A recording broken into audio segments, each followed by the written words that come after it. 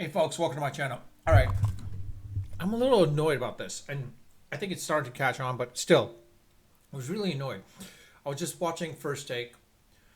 Um, there was a talk about like which team has the biggest NFL regret, basically. Which NFL team has the biggest regret. The fact of the matter is, Stephen A. said, "Oh, the Minnesota Vikings because they let this cat Sam Darnold leave to go to the Seattle Seahawks. The guy they said they brought him to 14-2 last year. He's like, you made a mistake and all that stuff, and that's the biggest regret." This cat himself last year was calling Darno a bust. He said, "Yeah, he's not a superstar quarterback. He sucks." After last year's game with the Vikings and the Rams, he even called us like Darnold's not that good. He's not their quarterback. He said it himself. And then all of a sudden this year he's like, he even said even during the rest of the years like, oh, he's not going to survive in the playoffs after they beat the Rams. He's like, okay, maybe. But he was still kind of hesitant. He's like, oh, he might be that guy. But I mean, this is a guy. Stephen A. is a flip flopper. He's a bandwagoner. Never has true convictions. Outside the New York Knicks. I mean, we were both agreement on that. But reality is, and the fact that he's Dallas Cowboys hater. But this cat basically is always flip flopping. Never really takes accountability. Oh, I mean, he does take accountability every now and then. But really, this is a guy that's paying this much money for what? Flip flopping? I could flip flop as well as myself from the last guy. That's why this guy is not a GM. He'll never be a GM in any sport, quite honestly, because this guy does not know. And I think he admits that himself that, we're not.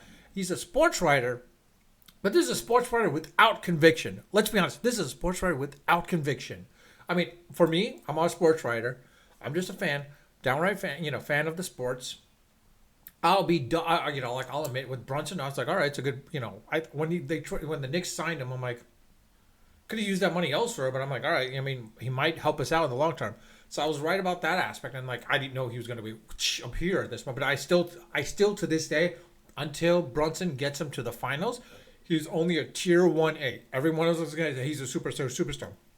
Superstars bring you to the championships. He hasn't done that yet. And if he needs other people, then I don't know. That's what I'm going to call him on that. Same thing with me. I'm still doubling down on Daniel Jones.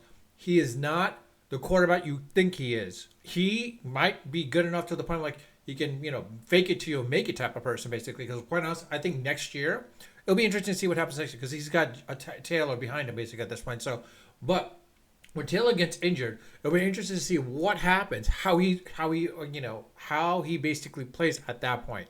That's what I'm saying. It's like this is a guy. I mean, like in that situation as well. Similar to the point it was like LeBron with the Lakers. The dude needs to retire. He needs to retire. He's done. Same thing as Westbrook. He needs to retire. They're done.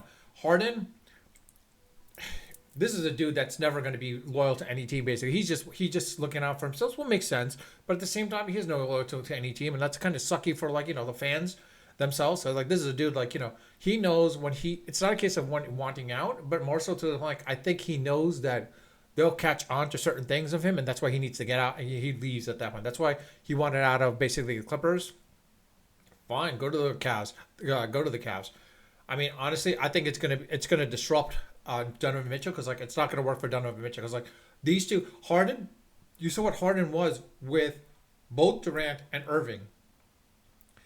And Kyrie basically was not himself until basically he left, until Harden left. Yeah, granted, Harden was able to do what he could do with Leonard. I think that was a great duo at that point because like they were made for each other. Actually, Leonard and Harden are made for each other as a duo at this point because they both suck together and they'll both go far with each other at that point as well too. But and that situation is similar in football, even in baseball. I've always said Mets pitching. They're focusing on defense. If the Mets can get Skeens, if they can get Skewball, ball, because, I mean, if they could get it from the Skewball ball from the Tigers, it would be great. If they can get Skeens, great, but I don't think that's happening. If it does, if the Mets can get Skeens and it requires Vientos and Batty, send them. But if it requires to send McClain, don't send him. If it requires to send, I was going to say Sprout was a mistake. Sending Sprout for Peralta, that was a mistake. I think Sprout, it's going to come back and haunt him at this point. Honestly, they should have sent Tong. Tong should have made more sense to send, basically, because Sprout, he's going to grow and he's going to be good. You know what Sprout reminds me of now? I actually should have thought of this because like the way he was progressing, he reminded me of Jacob DeGrom as well too. Because remember DeGrom, he was good, had issues in the beginning, but like he just kept growing and growing and growing. This is Sprout. He reminds me of that same trajectory as DeGrom basically. Like he's growing, growing, growing. He'll like falter, but then grows at that point. I think it's going to come back to haunt him at this point, honestly. And Milwaukee's going to have a really great pitcher with Sprout or Sprout. McLean, I mean, as good as he is, I don't know. Hopefully, he doesn't get the head that he has, like the way Harvey was. But it'll be interesting to see what happens. Tong, like I said, I don't think Tong is that starter. He's more of a closer. If everyone thought he was a starter, he should have been the one they. Honestly, I'll say this: if the Mets if the Mets need to send Tong to get Skeens, do it. Batty, Vientos, and Tong to get Skeens, do it. Do it in a heartbeat, because then you'll have the 1-2-3 points that you need to get to the playoffs and into the World Series. But anyways, to the point, I'm coming back. I went off kilter. Stephen A. This is a guy, like I said, this is a guy that has no. This is a reporter that has no conviction. He doesn't double down. The guy has an ego. He reminds me too much of Mike Lupica. Lupica had an ego. I'm a New Yorker. With the Daily News, the dude had a bloody ego. He was horrible. This is a guy, I think, not for nothing, at least he knows how to report. That's the one thing. At least he knows how to report. I'd rather have him report than give his opinions. If you want to give his opinions, great. But don't say you're an expert in this, because the reality is your opinions, they always flip-flop. I'd rather have him reporting on this stuff like the others used to. I mean, it was great how he reported, but he reminds me, again, like Lupica, during those days in newspapers, he reminded me too much of like that, to the point where like I was like, as good as Stephen A. was as a reporter and as a journalist for sports, when it comes to his opinions, he's just like, honestly, you know what? This would be great. I mean, Lupica I think is a little too old right now at this point, but it would have been great to see both Stephen A. and Lupica together. These guys would mesh in class consistently. So it'll be interesting to see what happens with that. But with that, I'll leave it at that. Unfiltered, unedited, of course, unrehearsed. Until